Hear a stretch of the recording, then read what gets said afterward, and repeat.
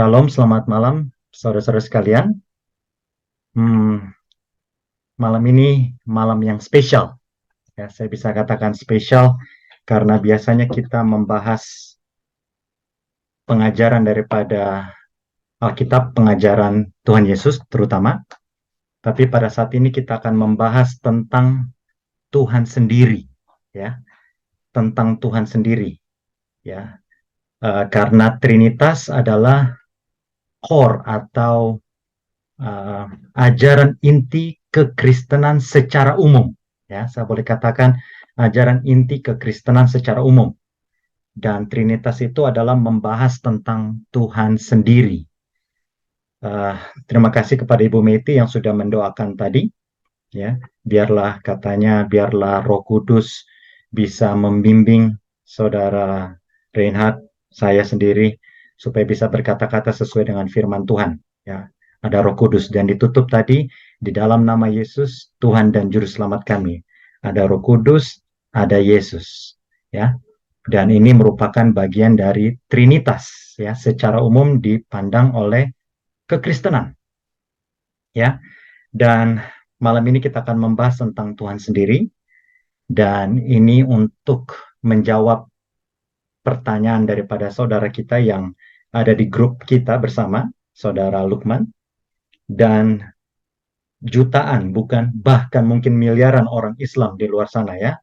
Apakah Trinitas itu adalah Alkitabiah atau tidak? Nah, disclaimer dulu ya. Saya mau kasih tahu disclaimer dulu. Karena ini membahas tentang Tuhan, saya tidak mau merasa pintar ya. Karena kita membahas tentang Tuhan, kita bukan membahas tentang pelajaran-pelajaran yang Tuhan berikan, tapi kita membahas tentang sosok Tuhan itu sendiri. Jadi terima kasih tadi sudah didoakan kembali lagi, dan tidak ada salahnya kita kembali berdoa ya, karena saya rasa ini saya takut uh, apa ya, kita terlalu lancang untuk membahas tentang Tuhan itu sendiri ya. Kita berdoa kembali ya, berdoa singkat. Mari kita berdoa. Baiklah, kita langsung saja. Trinitas Alkitabiah atau tidak? Ayat intinya tadi di dalam undangan 1 Yohanes 5 ayat 7. Sebab ada 3 yang memberi kesaksian di dalam sorga. Bapa, Firman, dan Roh Kudus. Dan ketiganya adalah satu.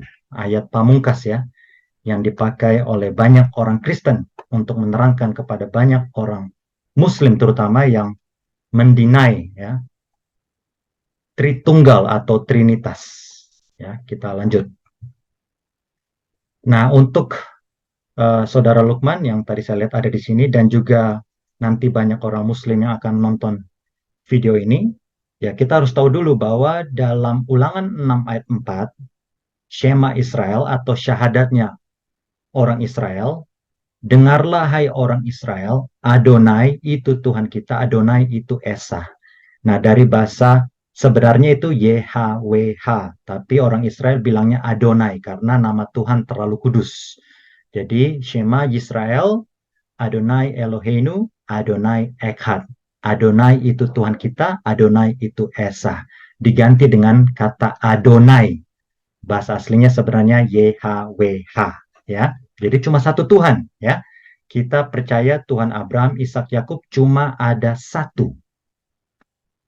Tapi ya, dalam Kejadian 1 ayat 26 berfirman Tuhan, baiklah kita menjadikan manusia menurut gambar dan rupa kita, supaya mereka berkuasa atas ikan-ikan di laut dan burung-burung di udara, dan atas ternak dan atas seluruh bumi, dan atas segala binatang melata yang merayap di bumi. Nah, jadi orang Kristen tidak serta-merta membuat konsep Trinitas itu karena kita mentuhankan Yesus, ya. Tapi dari kitab Taurat, ini Kejadian pasal 1, ini kitab Taurat yang pertama, di situ Tuhan sudah bilang, berfirmanlah Tuhan, baiklah kita. Nah, di sini dibilang Tuhan, tapi di situ apa firman Tuhan? Baiklah kita. Nah, jelas ya. Jadi Di situ Tuhan memanggil dirinya jamak. Ya. Dan mungkin tidak banyak orang yang tahu, bahkan orang-orang Muslim pun mungkin tidak banyak yang tahu bahwa dalam Al-Quran pun, ya, surah Al-Baqarah, surah 2 ayat 253, ya, Tuhan juga memanggil dirinya itu kami. Ya, rasul-rasul itu kami lebihkan sebagian dari mereka atas sebagian yang lain. Ya, di antara mereka ada yang Allah berkata-kata langsung dengan dia dan sebagainya, Allah meninggikannya beberapa derajat. Dan kami berikan kepada Isa putra Maryam beberapa mujizat serta kami perkuat dia dengan Ruhul Kudus. Nah, dalam Al-Quran pun ada ya, surah Al-Baqarah 2 ayat 253. Ini untuk pengetahuan kita bersama saja ya. Dalam Al-Quran pun ada. Tapi malam ini kita tidak akan membahas Al-Quran karena ini sesinya bukan apologetics ya, bukan uh, antar umat beragama dalam arti kata untuk menyelidiki Al-Quran dan kita Alkitab untuk kita lihat kebenaran-kebenaran di dalam dua kitab ini. Tidak seperti itu, tapi kita akan pelajari dari Alkitab saja ya, dari kitab suci. Kita lihat ya. Tadi saya sudah kasih disclaimer di awal karena saya jujur saja agak apa ya, takut-takut ya menyalahi Tuhan karena otak kita cuma segini, kita sedang membahas kalik pencipta alam ya. Tidak bisa sebenarnya. Tapi kita akan mencoba menyingkap apa yang tertulis di dalam Alkitab. Pandangan Trinitas ketuhanan memiliki tiga pribadi atau oknum yang berbeda. Ada Allah Bapa, ada Allah Anak, ada Allah Roh Kudus. Itulah pandangan Trinitas ya. Ada tiga pribadi atau tiga oknum yang berbeda. Gambar ilustrasinya seperti ini. Ada Bapa, Anak, dan Roh Kudus. Ya, saya pun ya untuk sekian lama saya berpikir bahwa kalau ada tiga sosok, tiga pribadi, dan mereka adalah merupakan suatu kesatuan, tetapi ada tiga pribadi, berarti seyogyanya sebenarnya ada tiga Tuhan. Ya. Lalu kemudian saya menggali-gali Alkitab dan saya akan membagikannya kepada Bapak, Ibu, Saudara-saudari sekalian. Ketuhanan di dalam kitab suci ya. Sekarang kita lihat. Tadi pandangan Trinitas, sekarang kita lihat ketuhanan di dalam kitab suci. 1 Korintus 8 ayat 6. Namun bagi kita hanya ada satu Tuhan saja, yaitu Bapa, yang daripadanya berasal segala sesuatu dan yang untuk Dia kita hidup.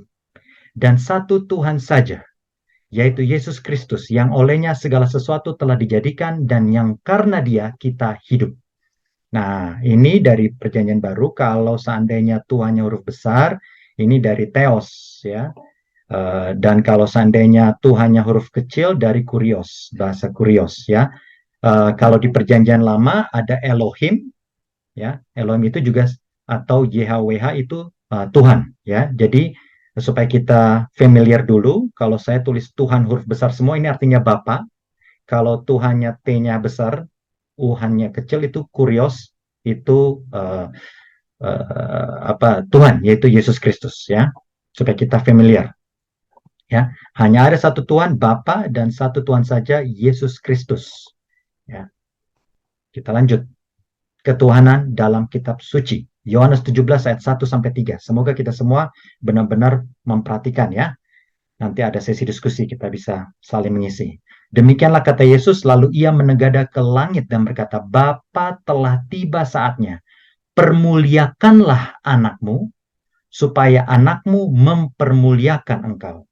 Ya, jadi banyak orang Islam yang berkata bahwa, Yesus berdoa kepada siapa selama di dunia? Masa Yesus berdoa kepada Tuhan? Katanya Yesus Tuhan. Tapi Yohanes 17 ayat 1, Yesus berkata kepada Bapa, permuliakanlah anakmu. Jadi Bapa pun diharapkan untuk mempermuliakan anak. Ya. Dan anak mempermuliakan Bapa. Ya. Nah, inilah rahasia ilahi. Ya, kalau kita baca di dalam Filipi 2, Yesus Kristus setara dengan Bapa, tetapi mengambil rupa menjadi manusia untuk mati di Kalvari. Kita lanjut dulu ya. Sama seperti engkau telah memberikan kepadanya kuasa atas segala yang hidup, demikian pula ia akan memberikan hidup yang kekal kepada semua yang telah engkau berikan kepadanya. Inilah hidup yang kekal itu, yaitu bahwa mereka mengenal engkau, satu-satunya Tuhan, Bapa, Elohim, yang benar, dan mengenal Yesus Kristus yang telah engkau utus. Ya, jadi ada Bapa, ada anak, ada Yesus Kristus. Tadi 1 Korintus 8 ayat 6 ada Tuhan, Elohim, Theos, Bapa, ada Kurios atau Tuhan, yaitu Yesus Kristus. Kita lanjut ya. Jadi ketuhanan di dalam kitab suci berbicara tentang dua sosok sejauh ini. Lanjut. 1 Timotius 2 ayat 5.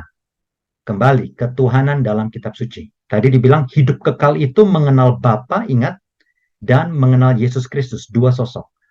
1 Timotius 2 ayat 5. Karena Tuhan itu Esa, ya, dan Esa pula Dia yang menjadi pengantara antara Tuhan dan manusia, yaitu manusia Kristus Yesus. Jadi Tuhan itu Esa, Bapa itu Esa, Theos itu Esa, Elohim itu Esa, dan Esa pula Dia yang menjadi pengantara antara Tuhan dan manusia. Lihat, Esa pula Dia ada di tengah-tengah menjadi pengantara antara siapa? Tuhan, Bapa, dan manusia.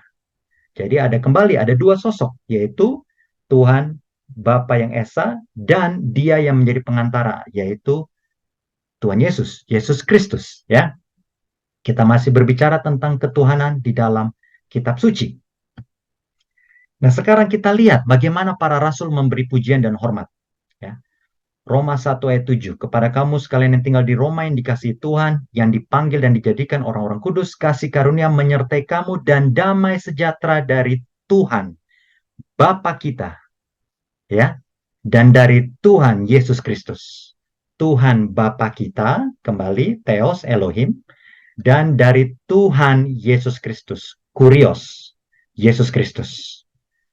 Ya, pertama-tama aku mengucap syukur kepada Tuhan, huruf besar semua, ini Bapa, Bapakku oleh Yesus Kristus. Ya, itu kitab Roma 1 ayat 7. Yang tulis siapa? Paulus. Sekarang kita lihat, nah ini, ya, dari rasul-rasul ya, bukan cuma Rasul Paulus. Jadi ada yang bilang bahwa banyak orang yang menganggap bahwa Rasul Paulus itu bidat, ya, mengajarkan hal-hal yang tidak baik. Tapi kita lihat dari rasul-rasul lainnya, ya. Yakobus, Rasul Yakobus, salam dari Yakobus, hamba Tuhan Bapa dan Tuhan Yesus Kristus, ya, kepada kedua belas suku di perantauan, ya, dua sosok lagi. 2 Petrus 1 ayat 2, kasih karunia dan damai sejahtera melimpahi kamu oleh pengenalan akan Tuhan, Bapa, dan akan Yesus, Tuhan kita. Tuhan T-nya besar, U-nya kecil, Kurios. 2 Yohanes 1 ayat 3, kasih karunia, rahmat, dan damai sejahtera dari Tuhan Bapa dan dari Yesus Kristus, anak Bapa, akan menyertai kita dalam kebenaran dan kasih. Ya, ini semuanya dari rasul-rasul ya, Rasul Yakobus, Rasul Petrus, dan Rasul Yohanes ya, dan bahkan Rasul Paulus ya. Ternyata mereka semua seirama, mereka mengatakan hal yang sama, dua sosok yang mereka puji, mereka beri hormat ya. 2 Korintus 13 ayat 14. Nah, kasih karunia Tuhan Yesus Kristus dan kasih Tuhan dan persekutuan Roh Kudus menyertai kamu sekalian. Oh, tadi kita lihat semuanya dua, Bapa, Anak, Bapa, Yesus Kristus, Bapa dan Tuhan Yesus. Tapi di sini kok ada tiga, kasih karunia Tuhan Yesus, kasih Tuhan dan persekutuan Roh Kudus.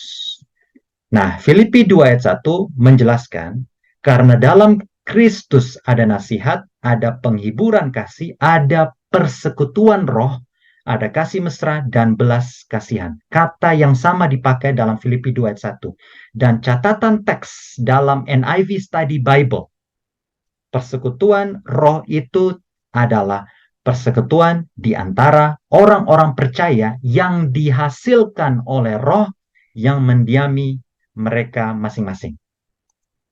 Ya. Jadi ayat ini tidak menjelaskan atau menguatkan tentang adanya 3 pribadi atau 3 sosok di surga. Ya, kembali. Ya, ini dari Bible yang netral. Ya, NIV Study Bible mengatakan persekutuan di antara orang-orang percaya yang dihasilkan oleh Roh yang mendiami mereka masing-masing. Artinya persekutuan Roh ini artinya biarlah kita semua saling mengasihi satu dengan yang lain. Dengan begitu, kita dikatakan memiliki persekutuan roh atau persekutuan Roh Kudus. Ya, kita lanjut. Tadi kita sudah lihat ya, ada Bapa dan anak ya. Rasul Paulus, Rasul Petrus, Rasul Yohanes, Rasul Yakobus semuanya memberikan doksologi atau pujian kepada Bapa dan anak ya. Sekarang kita lihat hubungan Bapa dan anak. Yohanes 16 ayat 27 dan 28. Sebab Bapa sendiri mengasihi kamu karena kamu telah mengasihi aku dan percaya bahwa aku datang dari Tuhan. Aku datang dari Bapa dan aku datang ke dalam dunia.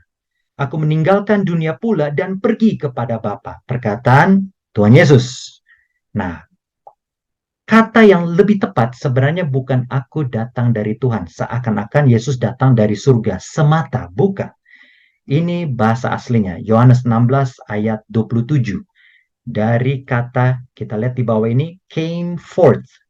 Ya, kata dari datang di sini berasal dari kata came forth exelton. Lihat aslinya. Ya, sebentar. Ini bahasa aslinya, exerkomei. Exerkomei. Ya, ingat, lebih bagus kita ambil dari King James Version. Bagi yang mengerti bahasa Inggris, silakan. For the Father himself loveth you because ye have loved me and have believed that I came out from God. Bukan came from God, tapi came out from God. Berbeda. Ini bahasa aslinya. Lihat, exerkomei. To go or come out of. Ya. Makanya ayat 28 pun sama. Lihat, pertama ini exelton itu juga dari bahasa yang sama. Exerkomei. Aku datang dari Tuhan. Ya.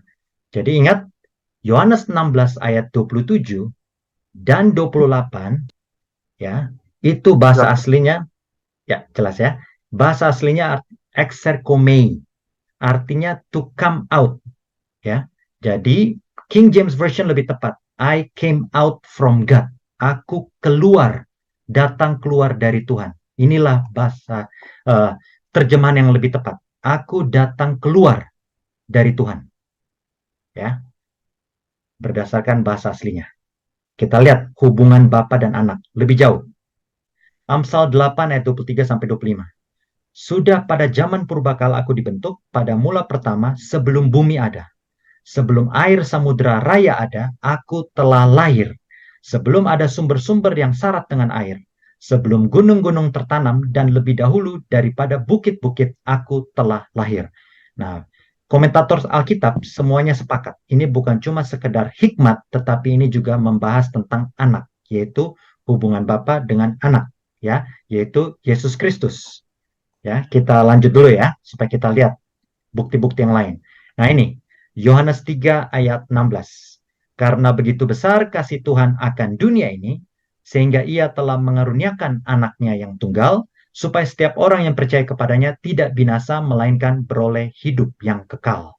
Nah ini yang banyak disalah mengerti oleh kaum muslim. Seakan-akan Bapak punya anak dari hubungan biologis. Bukan itu maksudnya. Ya. Dan saat ini kita akan melihat lebih dalam apa artinya Bapa dan anak. Ya.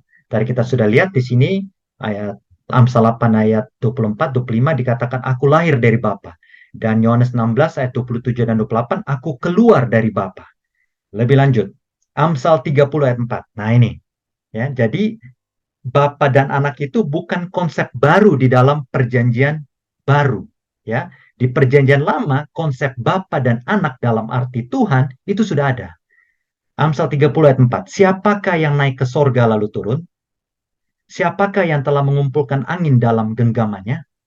Siapakah yang telah membungkus air dengan kain? Siapakah yang telah menetapkan segala ujung bumi?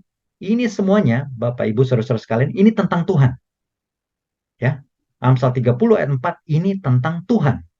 Lalu lihat frase berikutnya. Siapa namanya dan siapa nama anaknya? Engkau tentu tahu. Jadi Amsal 30 ayat 4 ini menerangkan hubungan antara Bapa dan anak. Ya.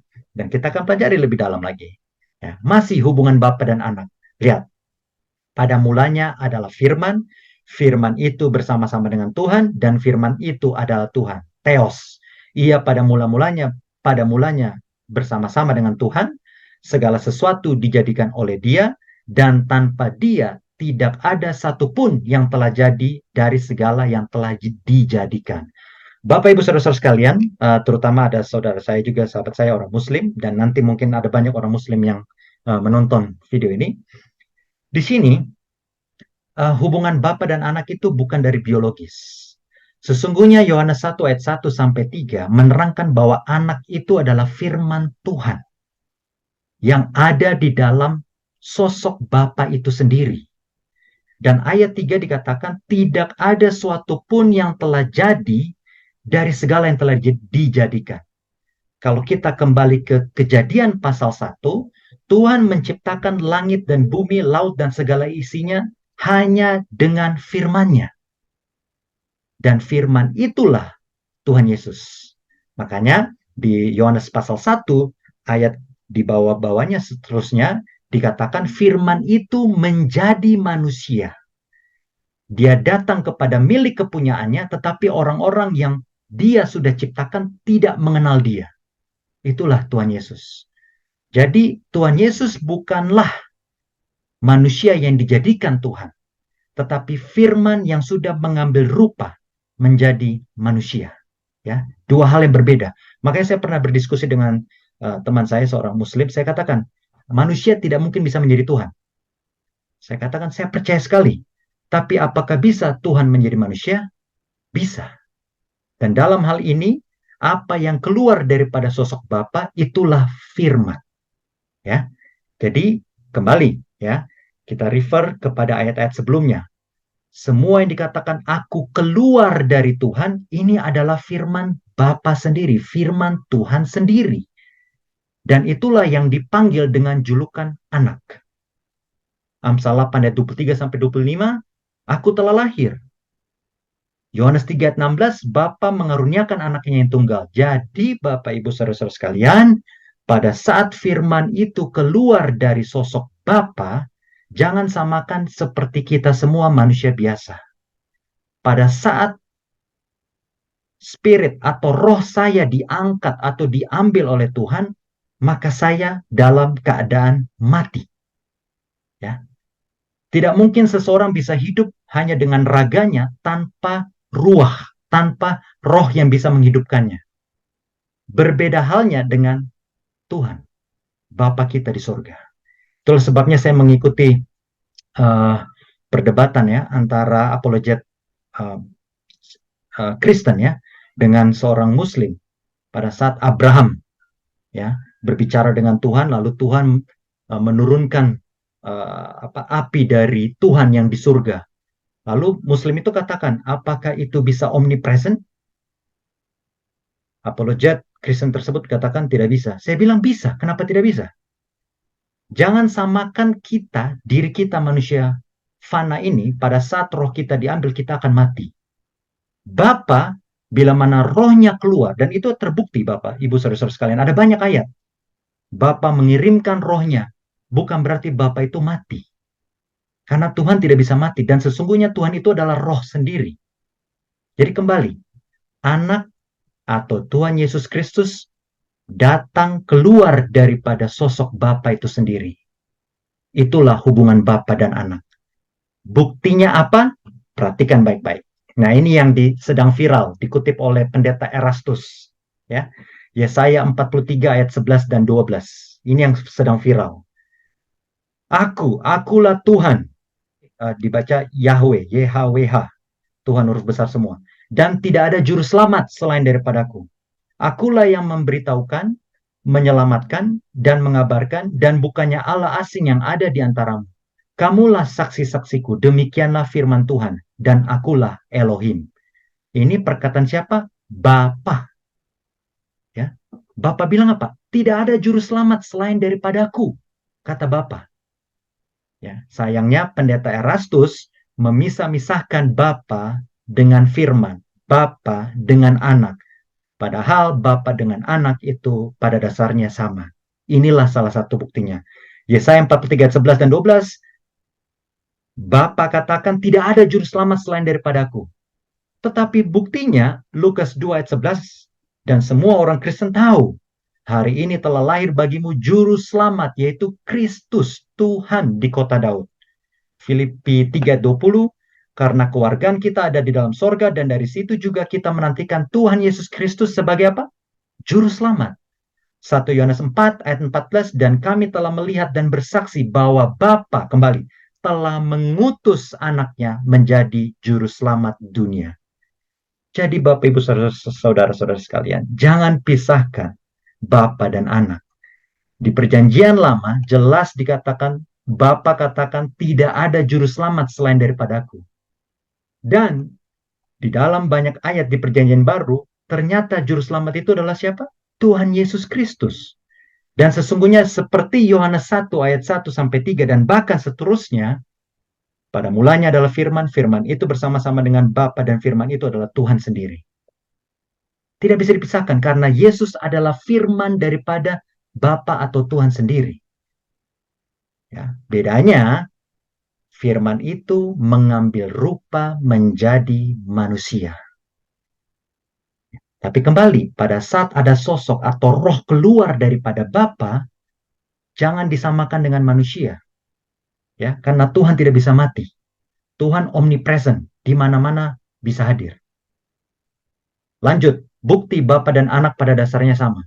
Mazmur 23 ayat 1. Wah, ini orang Kristen tahu semua ya. Mazmur Daud, Tuhan adalah gembalaku, takkan kekurangan aku. Tuhan adalah gembalaku. Yohanes 10 ayat 14, Yesus mengklaim dirinya apa? Akulah gembala yang baik. Mazmur 23, Bapa adalah gembala. Yohanes 10 ayat 14, akulah gembala yang baik. Ya. Dan juga mungkin bagi banyak orang muslim yang akan menonton video ini, dan juga ada sahabat saya, saudara saya orang muslim di sini, saya katakan banyak ada nama-nama Allah kan, katanya Al-Haq, apalagi ada banyak itu ya, ada 99 seingat saya ya. Ada banyak ya. Di dalam perjanjian lama dikatakan Bapa adalah terang, Bapa adalah dan lain-lain ya. Yesus mengklaim hal yang sama. Akulah kebangkitan dan hidup. Akulah jalan. Akulah roti hidup. Akulah, wah banyak. Terlalu banyak. Dan ini saya cuma bisa berikan dua karena waktu. Bapa dikatakan sebagai juru selamat. Yesus juga juru selamat. Bapa dikatakan sebagai gembala. Ingat Tuhan di sini Mazmur 23. Tuhan situ adalah YHWH. Yahweh. Jehovah. Ya. Bapa adalah gembala. Yohanes 10 ayat 14, Yesus katakan, akulah gembala yang baik. Nah, ini dari dari bukti-bukti Alkitabiah ya. Sekarang kita lihat pengakuan Tuhan Yesus sendiri ya, pengakuan Yesus Kristus. Yohanes 14 ayat 8 dan 9, ayat 8 dan 9. Kata Filipus kepadanya, Tuhan, tunjukkanlah Bapa itu kepada kami. Itu sudah cukup bagi kami. Kata Yesus kepadanya, telah sekian lama aku bersama-sama kamu, Filipus, namun engkau tidak mengenal aku. Barang siapa telah melihat aku, kata Yesus, ia telah melihat Bapa. Bagaimana engkau berkata, tunjukkanlah Bapa itu kepada kami? Jadi secara esensi Bapak Ibu Saudara-saudara sekalian, Yesus Kristus mengakui bahwa kalau engkau melihat aku, engkau telah melihat Bapa.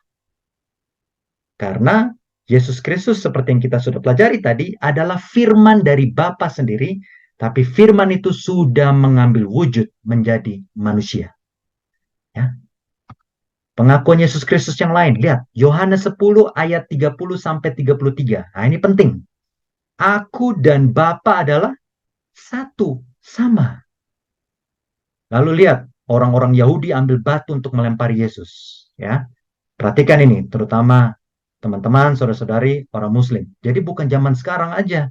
Ada yang bilang bahwa Yesus itu diangkat menjadi Tuhan. Tidak, lihat dari zaman dulu orang-orang sudah mau rajam Yesus Kristus. Lalu Yesus katakan, banyak pekerjaan baik yang berasal dari Bapakku yang kuperlihatkan kepadamu. Pekerjaan manakah di antaranya yang menyebabkan kamu mau melempari aku? Jawab orang-orang Yahudi itu, bukan karena suatu pekerjaan baik maka kami mau melempari engkau, melainkan karena engkau menghujat Tuhan dan karena engkau sekalipun manusia biasa menyamakan dirimu dengan Tuhan. Makanya pernah ada suatu debat ya antara Kristen dengan uh, Muslim ya, debat apologetics. Oh, apologet Muslim berkilah banyak hal, lalu kemudian apologet Kristen itu berkata, menantang. Kalau begitu berani nggak kamu katakan bahwa aku dan Bapa adalah satu? Kamu dan Bapa adalah satu. Tidak berani. Kenapa? Karena itu suatu hujat. Kalau yang mengatakan itu adalah manusia biasa. Dan buktinya adalah orang-orang Yahudi mau merajam Yesus. Karena itu hujat. Kafir. Ya, kalau dikatakan oleh seorang manusia biasa. Dan Yesus mengatakan hal tersebut. Aku dan Bapa adalah satu. Sama.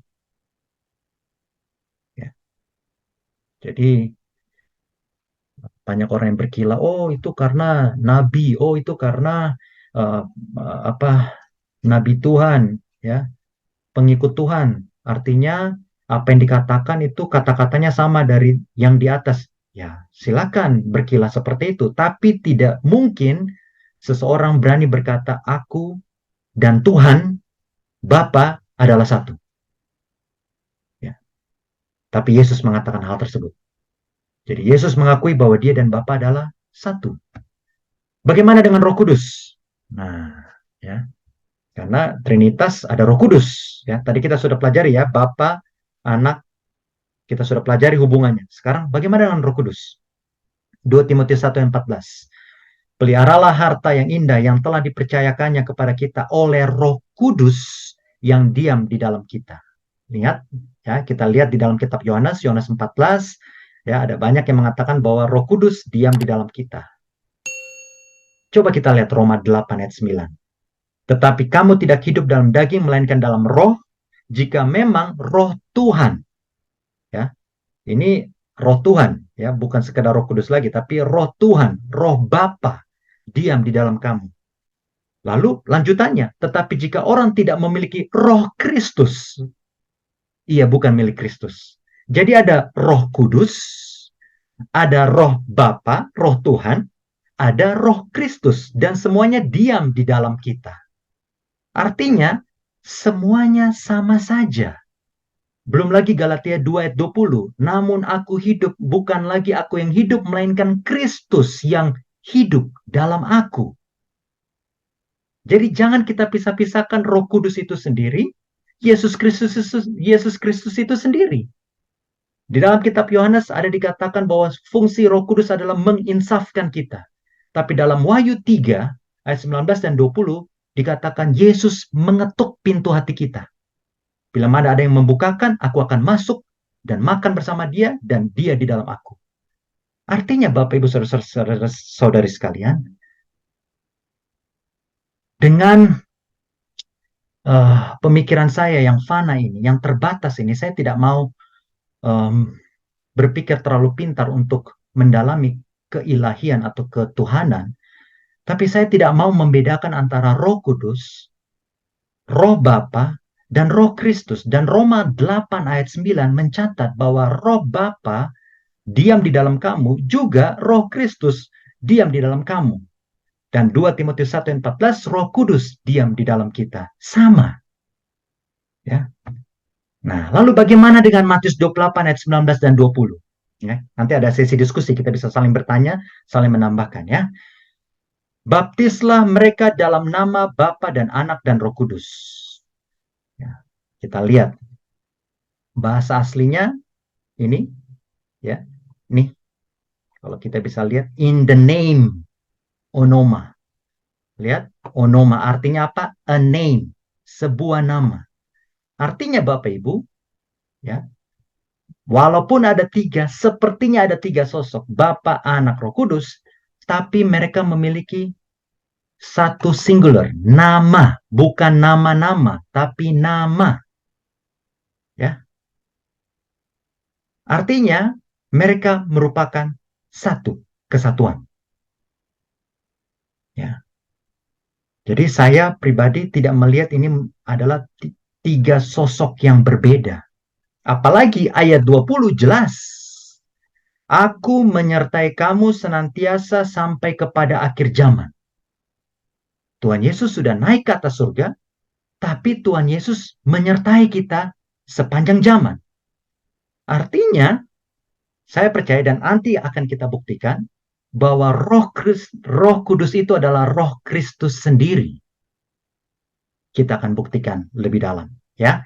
Jadi ingat di sini nama dalam bentuk singular atau satu, bukan nama-nama, nama Bapa, nama Anak, nama Roh Kudus, bukan tiga. Tapi nama itu adalah singular dari bahasa aslinya, onoma. Makanya kalau bahasa King James Version itu lebih bagus. In the name, ya, kalau bahasa Indonesia tidak terlalu terlihat, tapi kalau bahasa Inggris lebih terlihat in the name, bukan names. Ya, bukan plural, bukan jamak, tapi satu nama. Bisa Bapa, Anak, Roh Kudus. Lebih jauh, ya. Semua baptisan, ya sekarang di seluruh kekristenan, ya, saya tahu baptis dalam nama Bapa, Anak, dan Roh Kudus, betul? Tapi dalam kitab suci, entah mengapa semuanya dalam nama Yesus. Nanti boleh kita dalam sesi diskusi, silakan kalau ada yang bisa mendapatkan baptisan dalam nama Roh. Ya, bukan baptisan roh ya, tapi baptisan dalam nama Bapa, Anak, Roh Kudus. Kisah 10 ayat 44, 48. Lalu ia menyuruh mereka dibaptis dalam nama Yesus Kristus. Nah, ini pada saat Petrus bertemu dengan Cornelius. Kisah para Rasul 19 ayat 5. Ini saya cuma cantumkan 2 ayat ya. Bapak Ibu Saudara-saudara sekalian, ada banyak sebenarnya. Karena mengingat waktu. Ketika mereka mendengar hal itu, mereka memberi diri mereka dibaptis dalam nama apa? Dalam nama Tuhan Yesus. Ya, tapi tidak mengecilkan Bapa ya, tidak mengecilkan Bapa. Kenapa tidak mengecilkan Bapa? Nah, nanti kita bahas ya. Peran Roh Kudus dulu dalam baptisan. Tadi kan dalam nama Bapa, Anak, dan Roh Kudus. Jawab Petrus kepada mereka, bertobatlah dan hendaklah kamu masing-masing memberi dirimu dibaptis dalam nama Yesus Kristus. Kembali ya, dibaptis dalam nama Yesus Kristus. Lalu kemudian apa? Untuk pengampunan dosamu, dan kamu akan menerima karunia Roh Kudus. Jadi pada saat kita dibaptis dalam nama Yesus, maka kita akan menerima karunia Roh Kudus. Itulah peran Roh Kudus dalam baptisan. Jadi kalau mau dibaptis dalam nama Bapa, Anak, dan Roh Kudus, kembali ya, saya tidak antipati atau tidak melarang, ya bukan ya, karena itu ada tertulis ya, Bapa, Anak, dan Roh Kudus. Dan bagaimana dengan Bapa? Ya, tadi dibilang dibaptis dalam nama Yesus Kristus. Di sini juga dibaptis dalam nama Yesus Kristus. Dibaptis dalam nama Tuhan Yesus. Lalu bagaimana peran Bapa? Tidak usah khawatir. Bapa dan Anak sama, Bapak Ibu saudara-saudari sekalian. Lihat, 1 Yohanes 2 ayat 23, sebab barang siapa menyangkal anak, ia juga tidak memiliki Bapa. Barang siapa mengaku anak, ia juga memiliki Bapa. Jadi bukan dua oknum yang berbeda, bukan mereka yang saling cemburu satu dengan yang lain, karena bila mana kita mengakui anak, maka kita mengakui Bapa. Ya, itulah sebabnya Bapak Ibu Saudara-saudara sekalian, di dalam perjanjian baru banyak sekali baptisan dalam nama Yesus saja. Dan itu sudah mencakup Bapa dan juga sudah mencakup Roh Kudus. Karena pada saat kita dibaptis dalam nama Yesus, kita akan menerima karunia Roh Kudus. Ya. Dan tidak tahukah kita pada saat Yesus naik ke atas surga, Tuhan Yesus bilang, kamu tunggu di Yerusalem dulu sampai kamu mendapatkan kuasa yang lebih tinggi itu. Dan Roh Kudus dicurahkan kepada murid-murid pada hari Pentakosta. Ya, jadi sama. Ya, dibaptis dalam nama Yesus saja itu sudah mewakili Bapa dan mewakili Roh Kudus. Ya, tapi kembali, apakah itu tiga sosok yang berbeda? Nah, sekarang kita lihat Yohanes 14 ayat 16 sampai 18. Nah, ya, kebanyakan orang sampai di ayat 16. Aku akan minta kepada Bapa dan ia akan memberikan kepadamu seorang penolong yang lain. Sepertinya ada orang lain. Supaya ia menyertai kamu selama-lamanya. Yaitu roh kebenaran. Dan seluruh kekristenan percaya ini adalah Roh Kudus. Ya, kita lihat. Tahukah Bapak, Ibu, Saudara-saudari sekalian, dalam kitab Yohanes dan dalam Alkitab tidaklah suatu hal yang asing bila mana kita memakai kata, nah di sini kata penolong yang lain, bahasa aslinya alos, ya. Lihat, Yohanes 18 ayat 15 dan 16. Simon Petrus dan seorang murid lain mengikuti Yesus. Murid itu mengenal imam besar dan ia masuk bersama-sama dengan Yesus ke halaman istana imam besar. Ini pada saat Yesus ditangkap, ya, Bapak, Ibu, Saudara-saudari sekalian. Tetapi Petrus tinggal di luar dekat pintu. Maka murid lain tadi yang mengenal imam besar kembali keluar, bercakap-cakap dengan perempuan penjaga pintu, lalu membawa Petrus masuk. Pertanyaan saya, siapakah murid lain ini? Lihat, di sini penolong yang lain. Di sini dari bahasa asli yang sama, alos. Murid lain ini adalah dia sendiri yang menuliskan hal tersebut, yaitu Rasul Yohanes. Ya, jadi kata alos atau yang lain tidak selalu merefer atau merujuk kepada sesuatu yang berbeda atau orang lain. Itu poin pertama. Dan poin kedua, ada orang yang mengatakan, oh itu mungkin gayanya Rasul Yohanes saja, tapi Yesus tidak seperti itu. Yesus jelas di sini, Yohanes 14 ayat 16, mengatakan ada seorang penolong yang lain. Itu adalah sosok ketiga dari Trinitas. Betul kan demikian? Kita lihat, Yohanes 17 ayat 1 dan 2. Demikianlah kata Yesus, lalu ia menegadah ke langit dan berkata, Bapa, telah tiba saatnya, permuliakanlah anakmu supaya anakmu mempermuliakan engkau. Sama seperti engkau telah memberikan kepadanya orang lain kuasa atas segala yang hidup, demikian pula ia akan memberikan hidup yang kekal semua yang telah engkau berikan kepadanya. Siapakahnya ini, Bapak, Ibu, Saudara-saudari sekalian? Ini doa Yesus, ya, kepada Bapa. Sama seperti engkau telah memberikan kepadanya. Siapakahnya ini? Dirinya sendiri, yaitu Tuhan Yesus sendiri. Jadi Yesus merujuk seakan-akan orang lain, tetapi itu dirinya sendiri. Tapi mungkin orang berkata, itu kebetulan saja. Mungkin itu di Yohanes 17 ayat 1 dan 2. Tapi kalau di Yohanes 14 ayat 16 sampai 18, jelas itu dibilang roh kebenaran. Benarkah demikian? Kita dalami kembali. Kita lihat ayat 17 dan ayat 18. Dunia tidak dapat menerima dia, sebab dunia tidak melihat dia dan tidak mengenal dia. Tetapi kamu, ini kata Tuhan Yesus kepada murid-muridnya, kamu mengenal dia, sebab ia menyertai kamu. Ini bahasa aslinya itu sebenarnya dwell, tinggal bersama kamu. Ia menyertai kamu. Ya. Jadi, Yesus Kristus berkata kepada murid-muridnya bahwa mereka mengenal roh kebenaran tersebut. Dan lebih uniknya lagi, Bapak, Ibu, Saudara-saudara sekalian, ayat 18.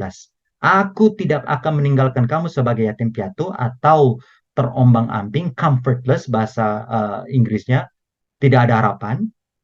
Lihat, aku datang kembali kepadamu. Dan kalau Bapak Ibu lihat konteks Yohanes 14 ayat 16 sampai 18, dan bahkan semua komentator Alkitab, semua sepakat, aku datang kembali kepadamu, ini bukan merujuk kepada kedatangan Yesus yang kedua. Tapi sayangnya tidak ada yang sampai kepada kesimpulan yang sama, bahwa Roh Kristus sendirilah yang akan datang kepada murid-muridnya. Ya.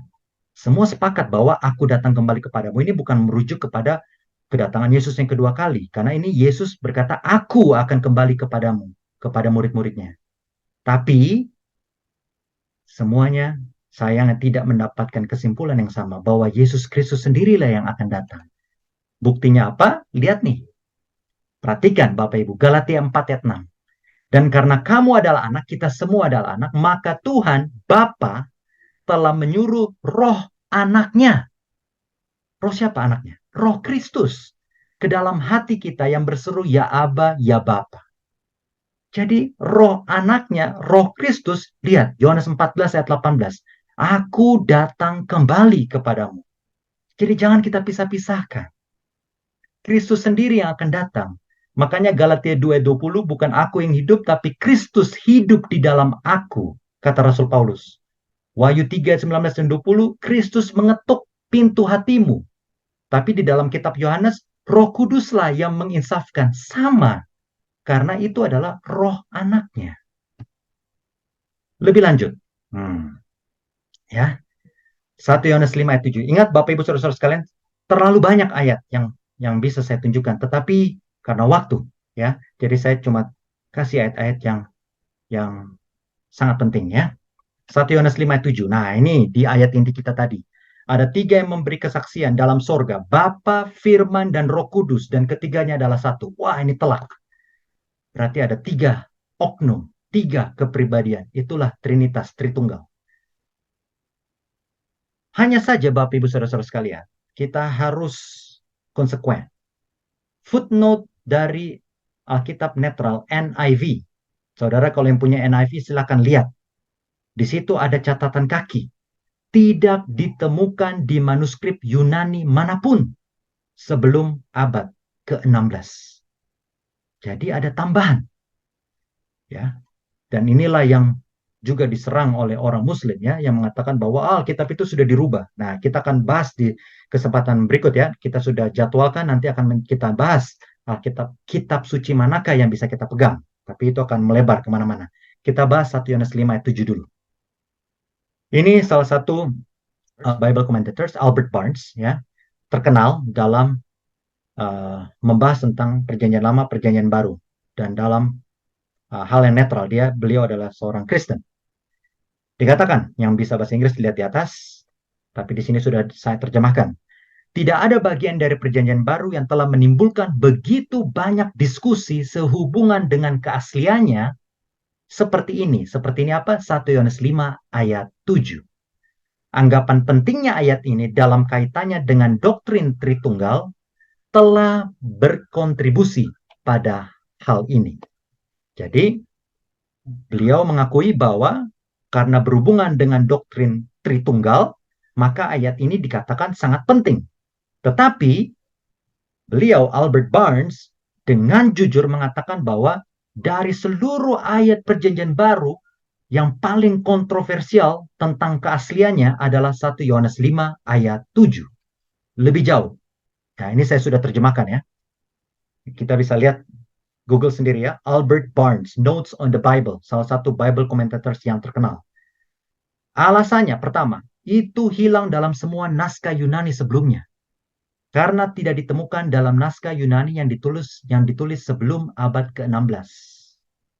Ya, sesungguhnya hanya ditemukan dalam 2 naskah Yunani segala masa, Codex Montfortianus atau Britannicus, Codex Ravianus, dan itu pun setelah abad ke-16. Yang kedua, tidak ada dalam versi-versi paling awal, dan sesungguhnya dalam sebagian besar versi Perjanjian Baru yang telah dibuat di semua zaman sebelumnya. Tidak ada dalam semua versi awal-awal, ya, versi Suria, versi bahasa Koptik, Armenia, Slavonik, Ethiopia, Arab, tidak ada. Dan juga tidak pernah dikutip oleh bapak-bapak Yunani dalam kontroversi mereka tentang doktrin Tritunggal. Jadi bapak-bapak Yunani dulu diserang dalam hal doktrin Tritunggal, tapi mereka tidak pernah kutip 1 Yohanes 5 ayat 7. Padahal kalau mereka kutip ayat itu, kalau ternyata memang benar ada, maka ayat itu sangat telak menonjolkan bahwa benar loh, ada 3 sosok di surga, 3 oknum di surga, 3 Tuhan, yang bahasanya ya mereka adalah satu kesatuan tapi 3 pribadi. Tapi tidak pernah. Ya. Yohanes 8 ayat 16 sampai 18. Jikalau aku menghakimi, maka penghakimanku itu benar, sebab aku tidak seorang diri, tetapi aku bersama dengan Dia yang mengutus aku. Dan dalam kitab Tauratmu ada tertulis bahwa kesaksian dua orang adalah sah. Ini kata Tuhan Yesus. Aku yang bersaksi tentang diriku sendiri, dan Bapa yang mengutus aku bersaksi tentang aku. Berapa saksi Bapak Ibu Saudara-saudara sekalian? Dua saksi. Tuhan Yesus katakan yang bersaksi tentang diriku adalah aku sendiri, dan juga ada Bapa. Jadi Tuhan Yesus tidak mengquote tentang Roh Kudus. Tapi saya tidak mau mengecilkan Roh Kudus, Bapak Ibu Saudara-saudara sekalian, ya, karena sesungguhnya dosa yang tidak bisa diampuni adalah dosa menghina atau menghujat Roh Kudus. Ya, saya percaya sekali dengan keberadaan Roh Kudus. Perbedaannya dengan Trinitas adalah sejauh ini dari ilham yang saya dapatkan, saya tidak melihat bahwa ada tiga sosok di surga.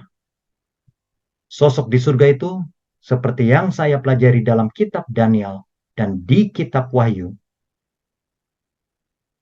Perhatikan, Wahyu 21 ayat 22 sampai 23.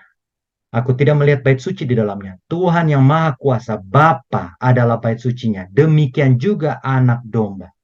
Dua sosok. Dan kota itu tidak memerlukan matahari dan bulan untuk menyinarinya. Sebab kemuliaan Tuhan, kemuliaan Bapa meneranginya. Dan kembali, sama saja. Anak domba itu adalah lampunya. Bapa menerangi, anak domba lampunya. Sama. Ya, karena anak domba adalah firman Tuhan. Ya. Yohanes 1 ayat 1 sampai 3 yang kita sudah bahas tadi. Nah, pertanyaannya, dari manakah Trinitas tersebut? Nah, ini ya. Saya mencoba untuk netral karena saya juga tadinya sangat percaya dengan Trinitas, ya. Dan saya juga pada banyak kesempatan di gereja mengajarkan hal tersebut, ya. Bahwasanya ada tiga pribadi. Sampai kemudian saya menyelidiki kitab suci lalu saya terpana dengan ayat-ayat yang saya sudah pelajari. The mystery of the Trinity is the central doctrine of the... Oke, bahasa Indonesianya saja. Saudara bisa lihat bahasa Inggrisnya. Yang bisa bahasa Inggris silakan. Misteri Trinitas adalah doktrin sentral dari iman Katolik. Di atasnya didasarkan semua ajaran gereja lainnya. Handbook for Today's Catholic halaman 11. Nah, ini di Life Magazine, Catholic Church New Dogma oleh Graham Greene. Kalau saudara bisa lihat di sini, ya, ada tulisan kecil. Saya akan perbesar. Tulisannya seperti ini. Yang bisa bahasa Inggris silakan lihat di atas. Yang tidak bisa, saya sudah terjemahkan. Lawan kita kadang-kadang mengklaim bahwa tidak ada kepercayaan yang harus dipegang secara dogmatis yang tidak secara eksplisit dinyatakan dalam kitab suci. Ya. Tetapi gereja-gereja Protestan sendiri telah menerima dogma-dogma semacam itu. Seperti apa? Tritunggal atau Trinitas yang tidak mempunyai otoritas yang tepat dalam Injil. Ya, itu Graham Greene, Life Magazine, 30 Oktober 1950, halaman 51. Ya, banyak sekali pertentangan antara Katolik dengan Protestan. Orang Protestan bilang bahwa kita sola scriptura, back to the Bible and to the Bible only. Kita hanya melakukan apa yang dikatakan oleh kitab suci. Tapi orang Katolik bilang, hey, kamu lihat Trinitas? Itu dari mana? Itu kami yang sahkan. Begitu juga dengan hari Sabat yang kita sudah pernah bahas di waktu kesempatan yang sebelumnya, ya. Hari Sabat itu kami yang buat. Kamu bilang kamu berdasarkan kepada kitab suci. Kitab suci tidak ada tentang penyembahan hari Minggu. Tidak ada dalam hal ini Trinitas, tapi kami yang buat. Tapi kamu mengikuti kami. Lebih lanjut, nah ini saya ambil dari masonicworld.com. Kalau ada yang tahu Freemason, inilah Masonic, ya, tentang New World Order.